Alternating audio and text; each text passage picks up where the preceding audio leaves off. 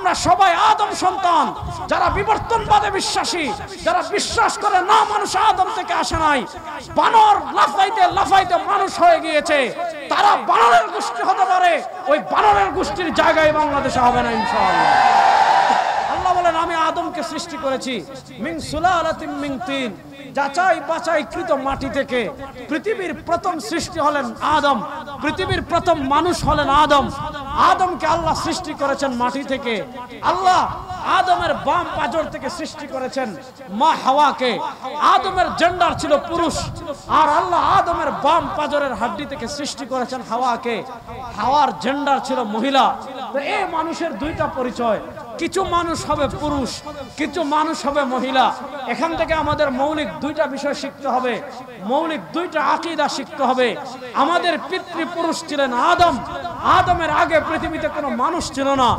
মানুষ বানর থেকেও আসে নাই, মানুষ পানি থেকেও আসে নাই, মানুষ ফেনা থেকেও আসে নাই। মানুষের আদি পিতা হলেন আদম, মানুষের প্রথম মানুষ হলেন আদম। আল্লাহ তাকে সৃষ্টি করেছেন মাটি থেকে। আদমের আগে পৃথিবীতে কোনো মানুষ ছিল না। আমরা সবাই আদম সন্তান।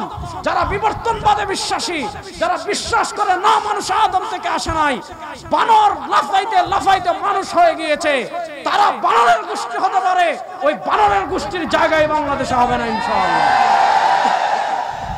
আপনি ভালো করে বুঝেন, বৈষম্য ইসলাম কখনো সাপোর্ট করে না। আল্লাহ বৈষম্যের খণ্ডন করে কোরআনে বলেন ওয়াজআলনাকুম শুউবান ওয়া কাবাইলা লিতাআরাফু। নবী করিম সাল্লাল্লাহু আলাইহি ওয়াসাল্লাম হাদিসে বলেছেন লা ফাযলা লিআরাবিয়্যিন আলা আজামিয়্যিন ওয়ালা আজামিয়্যিন আলা আরাবিয়্যিন। ইসলাম কতটা ন্যায় শিখিয়েছে, ইসলাম কতটা ইনসাফ শিখিয়েছে। আল্লাহ বলেন তুমি শেখ পরিবারের হলে বাংলাদেশে তোমার আলাদা সম্মান থাকবে। ইসলামে এগুলো নেই। ইসলামে সকল দামদামি চলে না। ইসলাম বলে ওয়াজআলনাকুম শুউবান ওয়া কাবাইলা লিতাআরাফু। তোমরা কেউ হবে বাংলাদেশের, কেউ হবে ভারতের, কেউ হবে পাকিস্তানের, কেউ হবে আফগানিস্তানের, কেউ হবে তুর্কিস্তানের, কেউ হবে তুরস্কের, কেউ হবে আরবের। আপনারা যে যে জায়গার হন না কেন, কার বাড়ি কোন জায়গায়, কে কোন বংশে, ইসলামে এগুলো নট এলাও। ইসলামে এগুলোর কোনো মর্যাদা। নবী করিম ইসলাম শিখিয়েছেন, মুসনাদে আহমদ হাদিস এসেছে লা ফাযলা লিআরাবিন আলা আজামিন। আপনার বাড়ি আরবিতে, আপনি এজন্য বাংলাদেশ থেকে শিষ্য হয়ে যাবেন। আপনার বাড়ি গোপালগঞ্জে, এজন্য আপনি আওয়ামী লীগ ক্ষমতায় বলে স্পেশাল পাওয়ার দেখাইবেন। ইসলামে এগুলো নাই। আমাদের বাংলাদেশে কতটুকু বৈষম্য ছিল আপনি চিন্তা করেন। কেউ যদি গোপালগঞ্জে বাড়ি হয়, সে মনে করতো যে বাংলাদেশ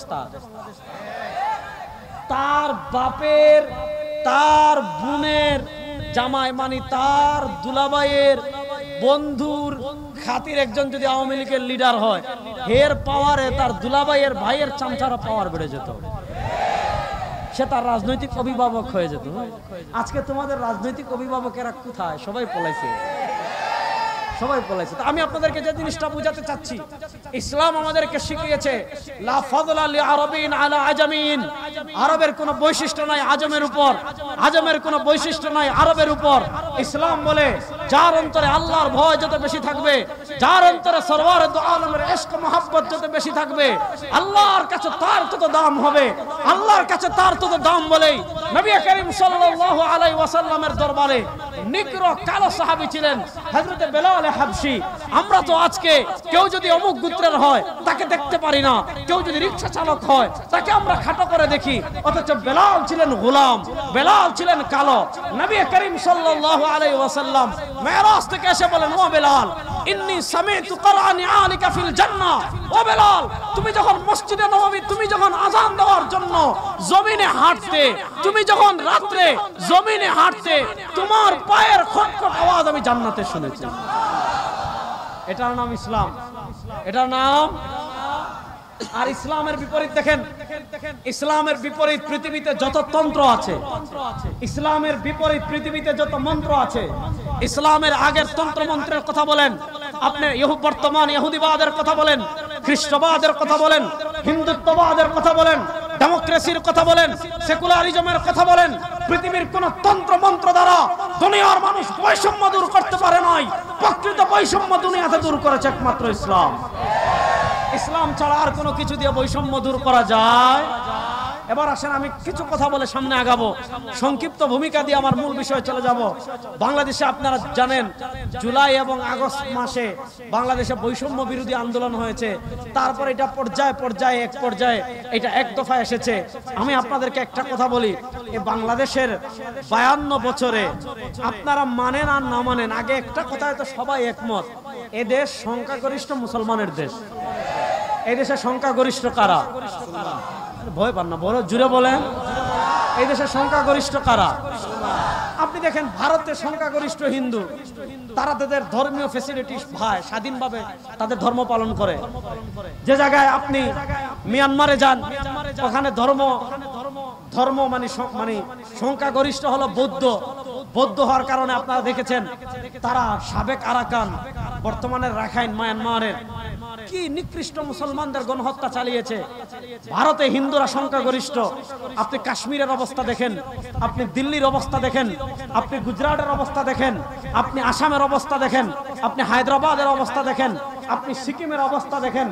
ভারতের জায়গায় জায়গায় মুসলমানদের উপর অত্যাচার করা হয়েছে, বাবরি মসজিদকে শহীদ করা হয়েছে, গুজরাটে মুসলমানদের রক্ত দিয়ে ভাসিয়ে দেওয়া হয়েছে, কাশ্মীরে মুসলমানদের উপর অত্যাচার করা হয়েছে। আপনি যদি দেখেন হায়দ্রাবাদে মুসলমানদের উপর অত্যাচার করা হয়েছে। এর বিপরীত আপনারা দেখেন বাংলাদেশের সংখ্যাগরিষ্ঠ মুসলমান ফ্যাসিস্ট আওয়ামী লীগের পতনের পর বাংলাদেশে আমরা জানি বাংলাদেশে কোনো মুসলমান কখনো মন্দিরে হামলা করে নাই, কোন মুসলমান কখনো মন্দিরে হামলা করতে পারে না।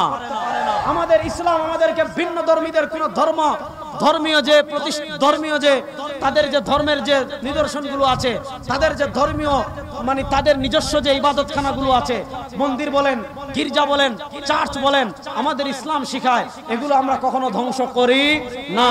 কিন্তু আপনারা দেখেন আমাদের প্রতিবেশী দাদাদের দেশ, যারা সেকুলারিজমের কথা বলে, যারা ধর্মনিরপেক্ষতার কথা বলে, অথচ আমরা দেখেছি সেখানে বাবরি মসজিদকে শহীদ করা হয়েছে, শত শত মসজিদকে শহীদ করা হয়েছে, শত শত না হাজার হাজার মুসলমানদেরকে হত্যা করা হয়েছে। মুসলমানরা সবচেয়ে বেশি বৈষম্যের শিকার হচ্ছে ভারতে।